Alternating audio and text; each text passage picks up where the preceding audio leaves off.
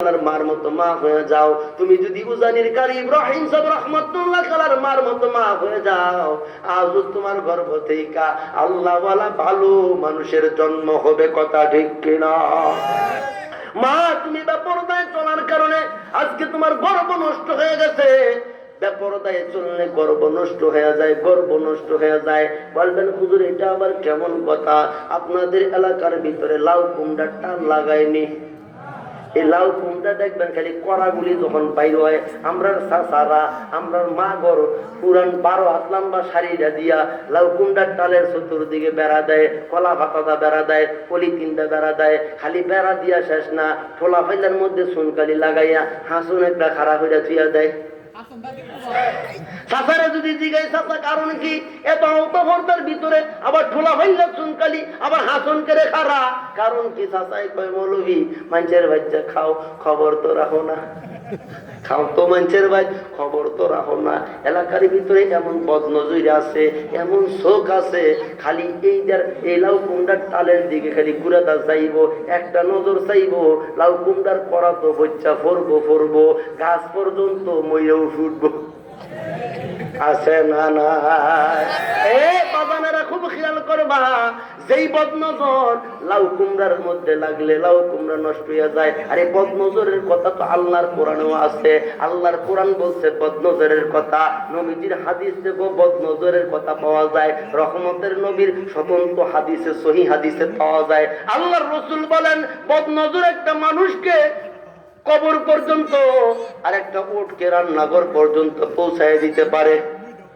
বদনজর এমন খারাপ যেটা মানুষকে কবর পর্যন্ত আর উটকে রান্নাঘর পর্যন্ত পৌঁছায় দিতে পারে। এই বদনজর ভাইসাব আমরা সমাজ আছে না? না এদিকে খেয়াল করেন ভাইসাব, যেই বদনজর লাগলে লাউ কুমড়ার করা নষ্ট হয়ে যায়, যেই বদনজর লাগলে 80টা কাডল হয়েছে গাছের মধ্যে, বেড়া খালি তলে গেছে, কদ্দুর পরে কাডলের এই মুসিগুলো উমায় পড়া শুরু করছে। আছে না? নাই। যেই বদনজর লাগলে লাউ কুমড়া শেষ হয়ে যায়, যেই বদনজর লাগলে কাঠল উমায় পড়া যায়, যেই বদনজর লাগলে পেঁপে গাছটা নতুন বইয়ের মতো গুমড়াওয়ালা হইয়া যায়। এই বদনজর যদি ভাইসাব আমার মেয়েটার শরীরে লাগে, এই বদনজর যদি আমার সুন্দরী বিবিটার শরীরে লাগে, এই বদনজর যদি ভাইসাব আমার বোনটার শরীরে লাগে, আল্লাহর জাতের কসম, আল্লাহর জাতের সিফাতের কসম, এদের গর্ব ঠিক থাকে না, গর্ব নষ্ট হইয়া যায়। এই জন্য আজকের দুনিয়াতে বেপরদা, নির্লজ্জ, বেশরম, বেহায়াপনার সাথে বেহায়া যত মহিলারা আছে, এদের গর্ভ থেকে আর ভালো মানুষের আশা করা যায় না। আল্লাহ ওয়ালা আহাদুল্লাহদের আশা করা যায় না। যেটি হইতাছে এটি হেই কিসিমের হইতাছে, বাড়ি এই মোবাইল লইয়া মোনাজাত ধরে লইছে, কোন মতে কাটা হুড়া ভাঙছে, ওহনো ছড়ি ঘরের গ্যারান গেছে না ভাইসা, ওহনো বুঝতে আমার মোবাইল দিয়ে মোনাজাত ধরে লইছে। এর হাতে তো কান্দা দিতে গেলে হ্যাঁ করে কেমন গড়াই লিব, কিসের গেলে হু দেওয়ার হ্যাঁ হুয়া দিয়ে লাইতো চাই।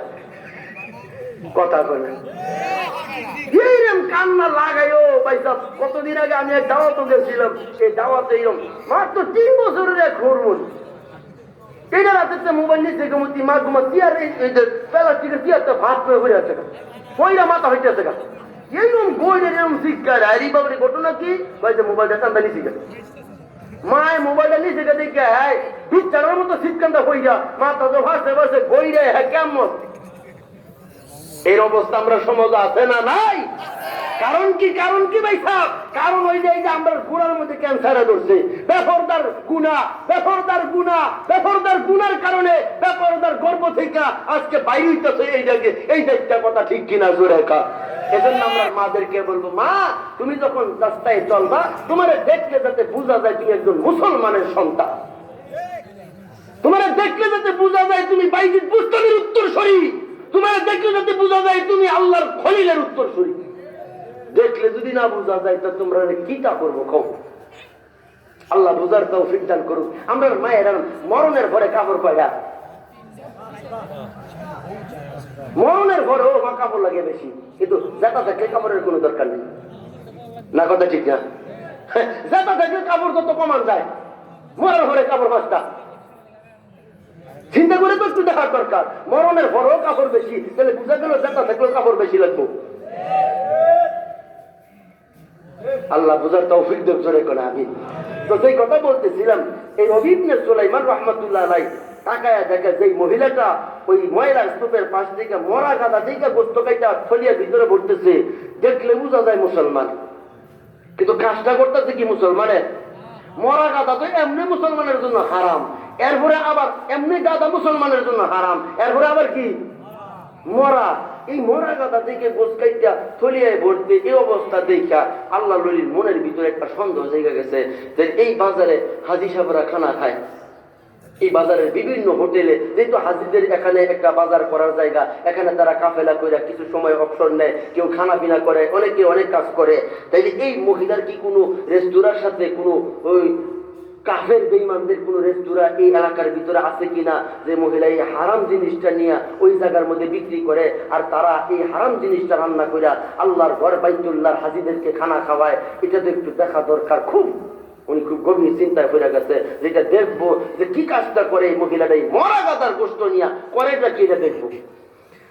তো কিছু সময় পরে আল্লাহর ওলি রবি ইবনে সুলাইমান রাহমাতুল্লাহ আলাইহি তাকায়া দেখে মহিলা ওই মরা গাদা থেকে যতটুকু ওনার প্রয়োজন গোস্তটা নিয়ে বুকরার তলে কইরা কেউ যাতে দুনিয়ার কেউ যাতে টের না পায়, কেউ যাতে না দেখে, আস্তে আস্তে করে এই মহিলাটা বাজারের দিকে না আইসা বাজারের উল্টা পথ ধরছে।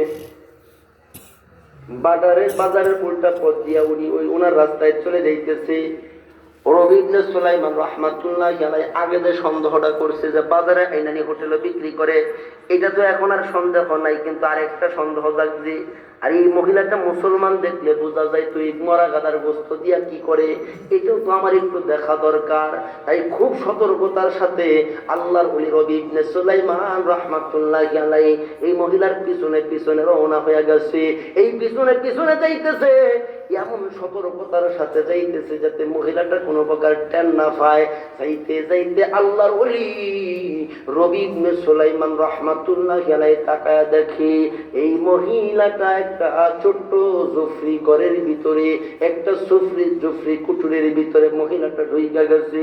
মহিলাটা ওই জুফরির ভিতরে ছোট্ট ওই ভাঙা আগের কালের সোনার ঘর ছিল, কথা ঠিক কিনা জোরে কান, এই ঘরের ভিতরে জুফরি ঘরের ভিতরে ঢুকতেই আল্লাহর ওলি রবি ইবনে সুলাইমান রাহমাতুল্লাহ আলাইহি শুনে দুইটা ছোট্ট ছোট্ট নাবালক, দুইটা শিশু বাচ্চা দৌড়ায় আইসা মাকে জড়ায় ধরে কান্দে, মাগো ক্ষুধার যন্ত্রণা আর সহ্য হয় না গো মা, যদি খাবার দিতে না পারো গলায় টিপা হত্যা করে ফালাও, তারপরেও ক্ষুধার যন্ত্রণা আর সহ্য করতে পারি না। এবার এই মহিলাটা দুইটা সন্তানদেরকে, দুইটা এই বেবুজ দুইটা শিশু সন্তানকে মাথার মধ্যে হাত বুলায় বুঝ দেয়, এরে সন্তানেরা এই যে তাকায় দেখো তোমাদের জন্য কত সুস্বাদু গোস্ত নিয়ে আসছি, অল্প সময় একটু সময় অপেক্ষা করো, ও মায়েরা অল্প সময় অপেক্ষা করো, এখনই আমি তোমাদেরকে গোস্ত পাক করে তোমাদেরকে খাওয়াবো, তোমাদের খিদা নিবারণ করব। এই কথাটা রবি ইবনে সুলাইমান রাহমাতুল্লাহ আলাইহি শোনা মাত্র আল্লাহর ওলির শরীরের ভিতরে কম্পন উঠে গেছে। আহারে, যেহেতু মা কইয়া চিৎকার মারছে, তাহলে এই মহিলাটার দুইটা সন্তান অনাহারে আছে, ক্ষুধার্ত অবস্থায় আছে, আর এই ক্ষুধার্ত অবস্থায় তাদেরকে খাবার খাওয়ানোর জন্য মা হইয়া মরা গাদার গোস্ত নিয়ে আসছে। এবার আল্লাহর ওলি সহ্য করতে না পাইরা এই জুফরি কুঠিরের পাশে দাঁড়াইয়া ডাক দেয়, মাগো ও মা, তুমি একজন গর্ভধারিণী মা হইয়া কেমনে তোমার পুরুষ জাতি সন্তানদেরকে এই হারাম জিনিসটা কেমনে খাওয়াইবা গো মা? এই আওয়াজটা ওই মহিলা শোনা মাত্র ডাক দিয়া কয়, কে তুমি, তোমার পরিচয় কি? রবি ইবনে সুলাইমান কয়, মাগো আমি বাইতুল্লাহর মুসাফির। ও মা, আমি বাইতুল্লাহর মুসাফির, আমি একজন মুসাফির, আমি একজন হাজী সাহেব গো মা, আমি বাইতুল্লাহ হজ্জে বাইতুল্লাহ করার জন্য বাড়ি থেকে রওনা হয়েছি। এবার মহিলাটা কান্দার কয়, মুসাফির তুমি তোমার রাস্তায় চলে যাও, তুমি বাইতুল্লাহর মুসাফির, এখানে দাঁড়ায় থাইকা সময় নষ্ট করো না, তুমি বাইতুল্লাহতে চলে যাও। এই দুইটা এতিম সন্তানদের ব্যাপারে জিজ্ঞাসা করে আমি, মায়েরে আর কান্দাইও না, আমার আর কষ্ট দিও না। রবি ইবনে সুলাইমান ডাক দিয়া কয়, মাগো আল্লাহর জাতের কসম করে কই, মাগো যতক্ষণ পর্যন্ত তুমি এর সঠিক কথা, সঠিক হিকমত আমারে না জানাইবা, সঠিক কথা আমার কাছে না বলবা গো মা, আল্লাহর কসম আমি তোমার ঘরের দরজা ছাড়বো না। আবার ওই মহিলা কান্দার পরে মুসাফির, এই যে ছোট ছোট বেবুর দুইটা মেয়ে সন্তান, এই দুইটা সন্তান ইয়েতিম, কিছুদিন পূর্বে তাদের বাবা দুনিয়া থেকে বিদায় হয়ে গেছে, তারা বাবা হারাই এতিম। এই দুইটা সন্তান আজকে 3 দিনের ক্ষুধার্ত, 3 দিন যাবত আমি মা অসুস্থ, কারো বাড়িতে কাজে যাইতে পারি না, খাবারের কোনো ব্যবস্থা করতে পারি না।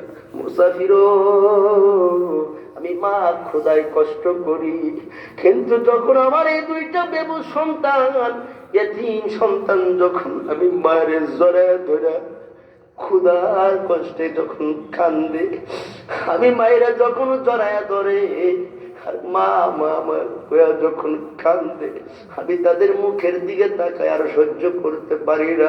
আজকে 3 দিন পরে বাধ্য হইয়া এই গুফার বাজারের দিকে যাইতেছিলাম, একটু সাহায্য কারো কাছে হাত পাইতা, একটু সাহায্য এইটা আমার এতিম দুইটা সন্তানকে খাবারের লোকমা তুলে দিব।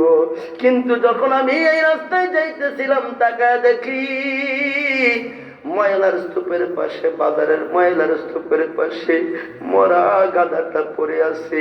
চিন্তা করলাম, আল্লাহর কোরআনে আল্লাহ বলছে, আল্লাহর কোরআনে আল্লাহ বলছে বান্দার জন্য আল্লাহ মরা জিনিস হারাম করেছে, কিন্তু এই আয়াতের শেষে আল্লাহ বলছে কেউ যদি নিরুপায় হইয়া যদি কোনো উপায় নাই তো হারামটা যদি গ্রহণ করে, ফাকাত সালাম, আল্লাহ তার গুনাহগুলি মাফ করে দেয়। এজন্য আমি চিন্তা করলাম মানুষের কাছে হাত পাতার চাইতে, যেহেতু আমি নিরুপায়, তো আমি এখান থেকে এই মরা গাদা থেকে একটু গোস্ত কাইটা এই এতিম সন্তানদেরকে খাওয়ানোর জন্য নিয়ে আসছি। রবি ইবনে সুলাইমান কান্দে আর কয়, মা গো,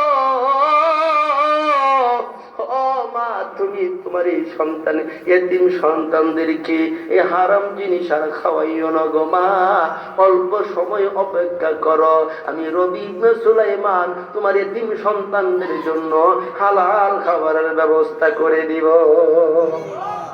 এই রবি ইবনে সুলাইমান রাহমাতুল্লাহ আলাইহি এই মহিলার দরজা থেকে একটা দৌড় মারলেন। ওই যে নিজেদের কাফেলা, যেটা কাফেলাতে তাবু ছিল, তাবুর ভিতরে চলে গেলেন।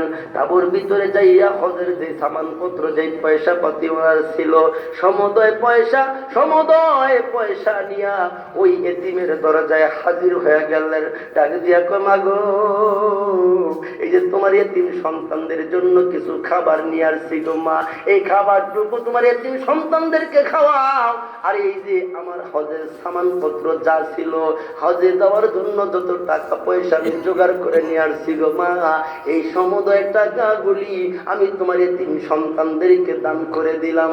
আল্লাহর ওলি রবি ইবনে সুলাইমান এই এতিমের মুখে খাবার তুলে দিছে, হজের যত টাকা পয়সা নিয়ে রওনা হয়েছিল সব দান করে দিয়া, যখন ওই তাবুর ভিতরে ওই কাফেলার সাথে গিয়া মিলছে, কাফেলাতে যাইয়া, তাবুতে যাইয়া, এবার রবি ইবনে সুলাইমান ডাকে দিয়ে কয়, সাথীরা, আমি আমার সিদ্ধান্ত পরিবর্তন করে ফেলাইছি, এই বছর আর আমি হজ্জে বাইতুল্লাহ যাব না, যাও তোমরা আল্লাহর ঘর বাইতুল্লাহতে চলে যাও, আমার জন্য তোমরা দোয়া কইরো, অন্য সময় যদি আল্লাহ আমারে কবুল করে আমি যাব, এই বছর আর আমার যাওয়া হবে না। এই কথা কইলা রবি ইবনে সুলাইমান বাড়ির দিকে পথ চললেন।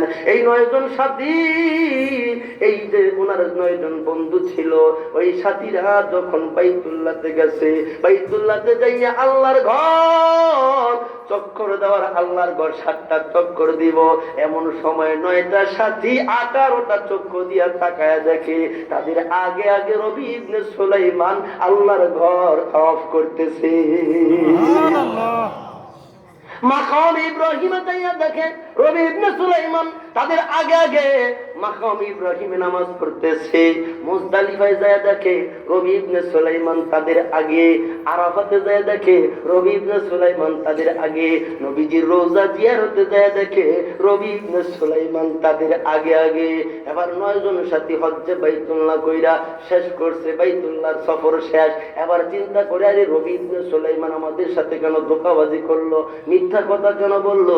সে তো বললো এই বছর আসবে না, সিদ্ধান্ত পরিবর্তন করছে। তাহলে আমরা দেখি আগে আগে সবকিছু করলো, যাও তার বাড়িতে আগে যাও, তারে গিয়ে আগে ধরো, সে কেন আমাদের সাথে ধোঁকাবাজি করলো, মিথ্যা কথা কেন আমাদের সাথে বললো? এবার ওনার এই 9 জন বন্ধু হজ্জে